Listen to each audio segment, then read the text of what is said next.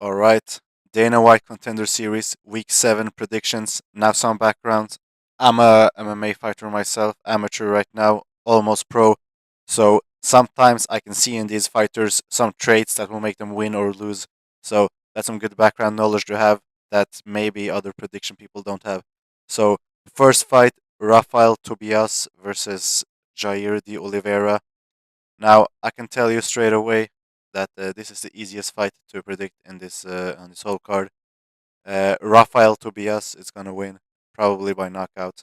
Now, he's 13-1. He's only 22 years old, which could lead to some inexperience, but he's had a ton of fights. In the last 3 years, he's had 14 fights. He only lost one fight. Stuff like that happens. He's maybe was too active, lost the fight by punches. But anyways, if you look at his wins, at the start it's mostly against bums who are 0-0. But he's beat some guys with winning records lately, like 8-5, 9-5, 12-4. And when you look at his opponent Jair de Oliveira, he doesn't look like an athlete. He's 29. He had his first MMA fight in 2015, which was 10 years ago, and then he had no fights for 7 years. His first four opponents combined record was 1-0 because three of them were 0-0. So it's not that good. He's never actually fought an opponent with a winning streak, with a winning record. I mean, his best opponent's record is 7-7. So he's fought absolute bums. Uh, Usually wins in the first round, and I just can't see how this guy is gonna beat a young athlete like Rafael Tobias, who is 7 years younger, but he has twice as many fights. He looks way better. Just was any he's just gonna win, man, by knockout. He's just not an athlete, Jair Oliveira. So Rafael Tobias is gonna win. Now the next fight, Javier Reyes versus Justice Torres. Now this fight is not as easy, but I'm gonna try my best. So Javier Reyes, he's 31, featherweight. He's been fighting in LFA, and he fights out of. Hold up, that's my alarm. And he fights out of Las Vegas. Uh, he fights in like a weird gym, so it's not like he fights in one of the top gyms. Uh, if you look at his record, he just beat a lot of bumps early on. He actually beat someone with an 11-5 record, lost three of his next four.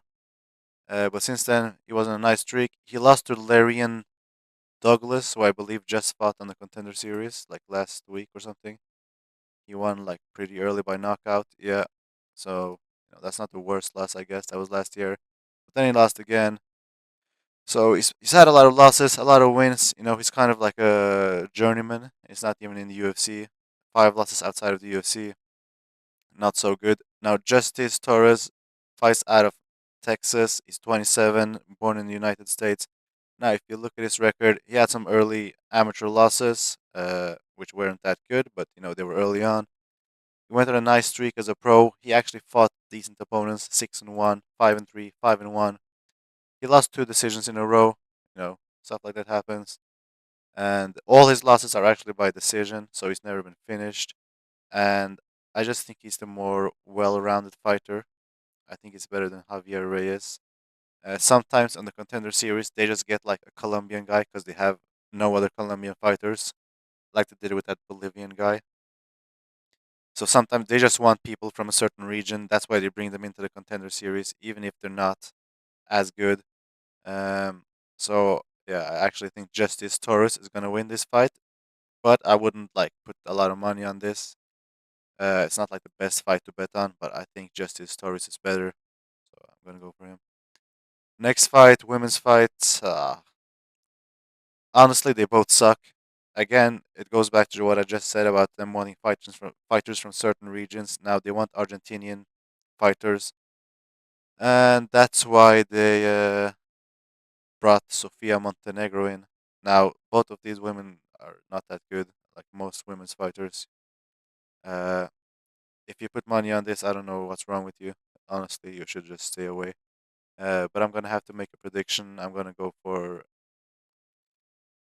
ah, it's such a 50-50 fight. Like honestly, not even worth predicting. But I would just go with Montenegro just because she has more experience. Probably a decision, most likely. But don't put your money on this. Next fight is Brahyan Zurcher versus Murtazali Magomedov. Now, don't be fooled by his name. I know his name is Magomedov, but he's not that good. Neither is Brahyan Zurcher. They're both kind of, I wouldn't say bumps. Obviously, they're both like 9-0, I think. But, it's not the highest level fighters. Like his first, he fought 1-3 guy, 0-0 guy, 3-1 guy. Took him to a decision, by the way. Took a 0-1 guy to a decision, although it wasn't the PFL. He has some experience in the PFL. He's been there for 3 years. He's won all his fights there, although it's not against the best opponents. He's beat some decent guys, I guess. His best win is against a 4-0 guy.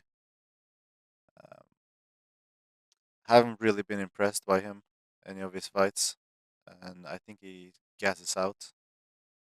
So if fights goes longer, I think he's not gonna look so good. Um, Now Murtazali Magomedov, same thing. Like I know he's number one ranked fighter in Kyrgyzstan, and his name is Magomedov, but he's not that good. Although some of these fighters, even though they don't look good, they just know how to win. He's 9-0 as a pro, or 8-0, and he's like 6-0 as an amateur. Won every single fight he's had, and he's finished all of them as well. So it's not like he's struggling with any of his opponents. He's had finishes in the first round, in the second round, in the third round. He's had finishes by strikes. He's been had finishes by submissions. So, he knows how to win and he has different ways to win. So I think he's gonna use that experience and he probably wants it more because he's from I don't know if Kyrgyzstan is a poor place, but they definitely have less money than the U.S. I'm assuming Zurcher lives in the U.S. Although he's in Mexico. I'm just gonna double check. Let's see. He fights out of Las Vegas. Yeah. So sometimes fighters who are from like poorer places just win because they want it more. And I know that's not what you want to hear, but it's true. His mentality to this guy, like he has to win for his family, while Zurcher is like, yeah, I want this, I want to fulfill my dreams, and it's not as strong as motivation. But anyways, even if they were from the same place, I still think Magomedov would win. Uh, Although don't think that he's like some next Habib or something, but he's gonna win this fight. Now for the last fight, Đani Barbir versus Mantas Kondratavičius. Now both these guys are brawlers. I mean, at least Mantas is a brawler. He has extreme power, like legit extreme power, but he swings like he has no technique behind his swings. He just fucking rushes forward and he hopes to knock everyone out. That's his technique. While Đani Barbir, he's a striker as well, but he's way more composed. Uh, and he hits both these guys hit extremely hard. I don't see this going to a decision. But Đani Barbir, he has the straighter punches. He has the better technique. And I think at this stage, that's going to win you fights more than just being an absolute brawler like Mantas is. Now we're going to look at Mantas first. I don't want to say his last name, it's too long. But as you see, his wins have been by, I mean, these are from 2015, but KO, submission, KO, KO, KO. He lost by submission. He got an armbar and another KO. So, but these are not the best opponents. I mean, he's fighting in like Latvia or something, or Litauen, yeah, Lithuania. You know, I don't know like what level of fighting there is there, but you see 0-6 guy, 1-0, 4-4. His best win is against like a 6-2 or 6-4 guy, and the one time he fought the guy who has like a winning streak, he lost by rear naked choke. Although he's been fighting in the better promotions, he fought in Ares or Ares, however you say that, in France, and he's been fighting in Cage Warriors, and so that's something. But Đani Barbir, the guy from Croatia, if you look at his wins, uh, it's all like mostly knockouts. He has some submissions as well, but he's fought the better opponents, although not his first opponents. They're all shit. Um, I don't know, but just from looking at the footage, he just looks like the cleaner puncher. Although both of these guys could get knocked out, like don't get it wrong, but I just think this Dani Barbier has more technique, and that's gonna win him this fight, especially as it goes longer. And when you get tired, you can kind of rely on your technique, but you can't rely on just brawling like a crazy person when you're tired because the power is just not going to be there. He's going to be open to get countered and get knocked out. So I can definitely see this guy coming in heavy, trying to knock Barbier out, maybe even rocking him. But I think Barbier is just going to be composed. I can just see him win. I can see him knocking him out with like a jab or like a 1-2 straight punch. I can just see it happening. So Donny Barbier probably by knockout. Now to recap, the winners that we picked are actually gonna be Rafael Tobias, Justice Torres, Sofia Montenegro, Murtazali Magomedov, and Dani Barbir. Now, if this helps you, you know, if all of these win, then you should subscribe. We're gonna look back at it on the.